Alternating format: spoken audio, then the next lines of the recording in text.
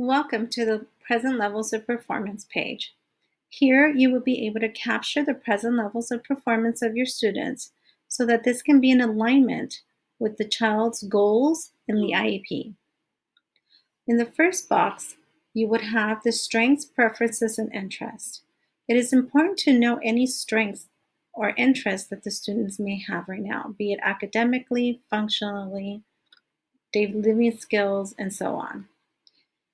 This next box is the parent input and concerns relevant to the educational progress. Any input that this parent has given you in recent interviews or during the IEP, any concerns would be noted here. It would be relevant to the educational progress.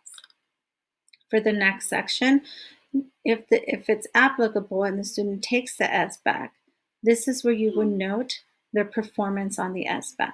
So you would need to do a little research beforehand. You would just fill in and color in the bubble.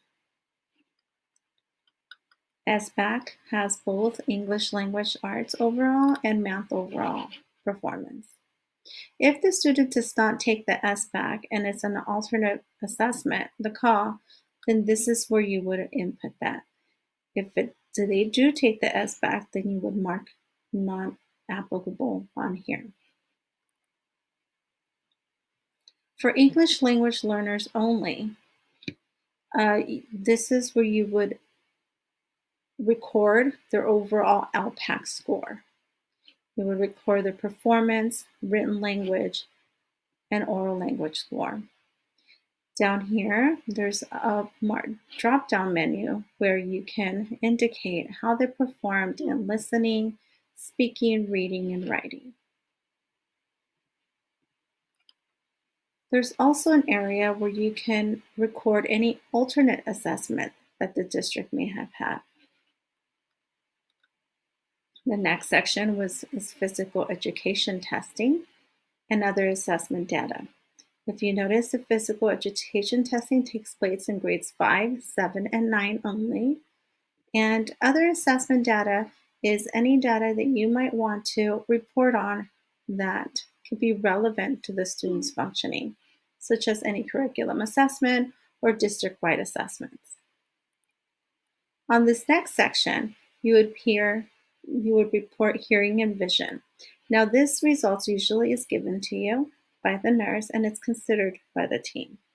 You would put in the date of the hearing assessment and the test result, whether they passed or they failed. Vision as well. Now we get to the meat of the present levels.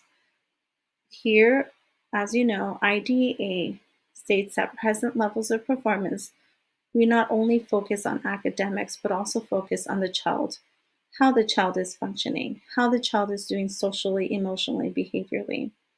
Our related service providers can also input their present levels of performance on this page.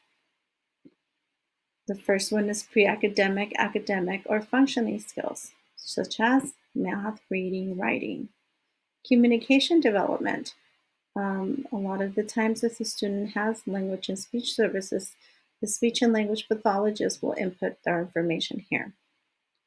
Gross fine motor development would be also if the student has adaptive PE, the adaptive physical education specialist would input their information there. The social emotional behavior, remember it's functional skills too, and how the student is doing presently. Anything you can tell us about how the student is doing with their interpersonal skills, personal skills, and so on. Then we have a section for vocational, adaptive living skills, and finally health. Now, let's be mindful that we need to delete any previous year's information so that the present IEP reflects the present levels of performance and not past. The areas of weakness need to be addressed in a goal or supplemental support aids. Here you would list the areas of weakness that resulted from the assessments or any relevant information reviewed for the present levels of performance.